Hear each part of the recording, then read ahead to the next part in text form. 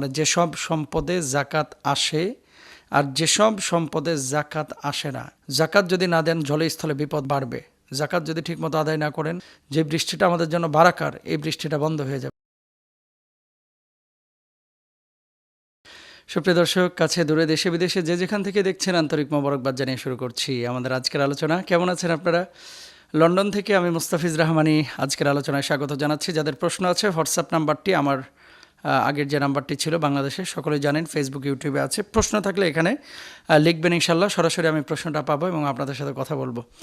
আর একান্ত কোনো যোগাযোগ থাকলে এই নাম্বারে আপনারা করতে পারেন। অবশ্যই টেক্সট লিখবেন, সরাসরি ফোন করবেন না। আজকে যে প্রশ্নটি আমাদের কাছে এসেছে যে মোহতারাম, কোন সম্পদে জাকাত আসে, মানে যেসব সম্পদে জাকাত আসে আর যেসব সম্পদে জাকাত আসে না, যদি একটু বলতেন। আচ্ছা, এক নম্বর, জাকাত আল্লাহ সুবহানাহু ওয়া তাআলা পবিত্র কোরআনুল কারীমের মধ্যে বান্দাদের জন্য ফরজ করেছেন, ওয়া আকিমুস সালাহ ওয়া আতুজ যাকাহ, নামাজ কায়েম করো, জাকাত আদায় করো। রাসূল আকরাম সাল্লাল্লাহু আলাইহি ওয়াসাল্লাম বলেছেন, বুনিয়াল ইসলামু আলা খামসিন শাহাদাতু আল্লা ইলাহা ইল্লাল্লাহ ওয়া ইকামিস সালাহ ওয়া ইতাইজ যাকাহ।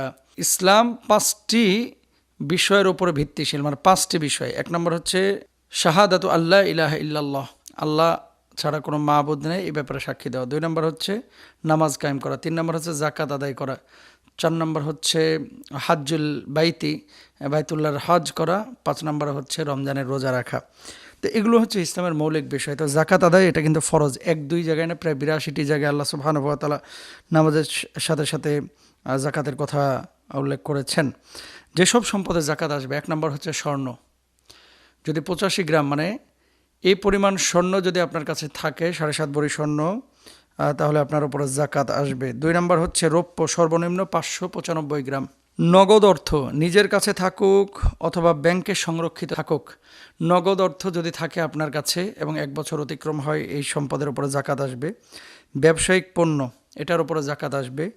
জমিন থেকে উৎপাদিত রবি শস্য, যেগুলো শুকিয়ে সংরক্ষণযোগ্য, যেমন ধান, গম, সরিষা, ভুট্টা ইত্যাদি, অথবা ফলফলাদি যেগুলো শুকিয়ে সংরক্ষণযোগ্য, যেমন খেজুর, কিশমিশ ইত্যাদি, এগুলোর উপরে জাকাত আসবে। আরেকটি বিষয় হচ্ছে গবাদি পশু, এই সম্পদগুলোর উপরে মোটামুটি জাকাত আসবে।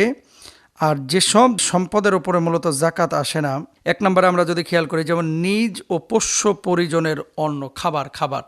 ফ্রিজে আপনি গোশত রেখেছেন, মনে করেন 2 লাখ টাকার, ডিপ ফ্রিজে, যে সারা বছর আপনি গোশত খাবেন, এটার উপরে জাকাত আসবে না। তারপরে বস্ত্র, বাসস্থান এবং বাহনের উপরে জাকাত ফরজ না। আপনি যে গাড়িটা ব্যবহার করছেন বা যে ঘোড়াটা ব্যবহার করছেন, এটার উপরে জাকাত আসবে না। 2 নম্বরে হচ্ছে গৃহের আসবাবপত্র, যেমন খাট, পলঙ্ক, চেয়ার, হ্যাঁ, এই যে মাইক্রোফোনে কথা বলছি, এই যে ক্যামেরা, এগুলোর উপরে জাকাত আসবে না। তারপরে পরিধেয় বস্ত্র, এই যে আমার কোট, তারপরে জুব্বা, টুপি, এগুলোর উপরে জাকাত আসবে না। দোকানপাট বা ব্যবসা প্রতিষ্ঠানে এমন আসবাবপত্র যা ব্যবসা পণ্য নয়, আপনি এই পানি খাওয়ার জন্য একটা বোতল রাখছেন, তারপরে মনে করেন যে বাইকটা ব্যবহার করেন, এগুলোর উপরে জাকাত আসবে না। ফার্নিচারের দোকানে বিক্রির উদ্দেশ্যে যেসব ফার্নিচার রাখা থাকে, হ্যাঁ, যেহেতু বাণিজ্য দ্রব্য, তাই এইসবের উপরে জাকাত ফরজ হবে। ফার্নিচারের উপরে, যেগুলো ব্যবসার জন্য যেগুলো রাখা হয়েছে। ঘর বাড়ি দোকানপাট তৈরি করে ভাড়া দিলেও তাতে জাকাত ফরজ নয়, তবে এসব ক্ষেত্রে ভাড়া বাবদ যে অর্থ পাওয়া যাবে তার ওপর জাকাত আসবে। অতিরিক্ত যে অর্থটা 1 বছর অতিক্রম হয়ে গেছে এবং এই টাকাটা আপনার কাছে জমা হয়ে যাচ্ছে, তাহলে আপনাকে অবশ্যই জাকাত দিতে হবে।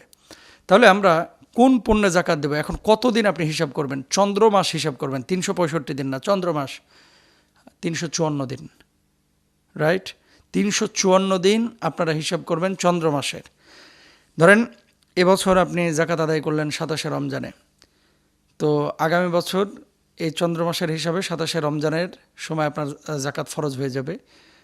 আপনি এই পুরো 1 বছরের যে অতিরিক্ত টাকাটা আপনার কাছে ছিল আপনার ভরণ পোষণের বাইরে, এই অতিরিক্ত টাকাটার উপরে আপনি জাকাত দেবেন ইনশাল্লাহ। আর এক্ষেত্রে আপনারা রৌপ্যের হিসাবটাকে মূল মানদণ্ড মনে করবেন। রৌপ্যের হিসাব বাংলাদেশি টাকায় 65 থেকে 85 হাজার টাকা। এই পরিমাণ টাকা যদি কারোর কাছে থাকে বা এই পরিমাণ সম্পদ যদি কারোর কাছে থাকে, তাহলে তার উপরে জাকাত আসবে। শুধু টাকা থাকাটা জরুরি না, স্বর্ণ আছে, অতিরিক্ত টাকা আছে, সবগুলো হিসাব করে আপনি জাকাত দিয়ে দিবেন। অনেক সময় আমরা চিন্তা করি যে আমার তো এত স্বর্ণ নাই, তা আমি জাকাত দিব কেন? না, এই পরিমাণ যদি থাকে আপনি জাকাত দেন। কারণটা কি? অফি আমওয়ালিহিম হাক্কুল লিসাইলি ওয়াল মাহরুম, আল্লাহ সুবহানাহু ওয়া তাআলা এই প্রত্যেকটি ধনীর সম্পদের মধ্যে গরিবের কিন্তু হক রয়েছে, এটা স্পষ্টভাবে বলেছেন। তো আপনি যদি দিতে কার্পণ্য করেন, আল্লাহ কিন্তু আপনার সম্পদে সংকীর্ণতা দিবেন।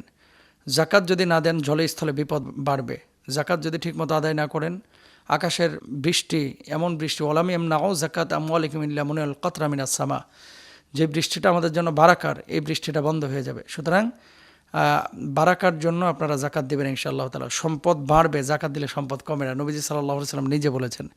তো আমরা খেয়াল করবো ইনশাআল্লাহ, প্রত্যেকেই জাকাত দেব রমজান মাসে। আল্লাহ তাআলা আমাদের সবাইকে তৌফিক দান করুন, আমিন।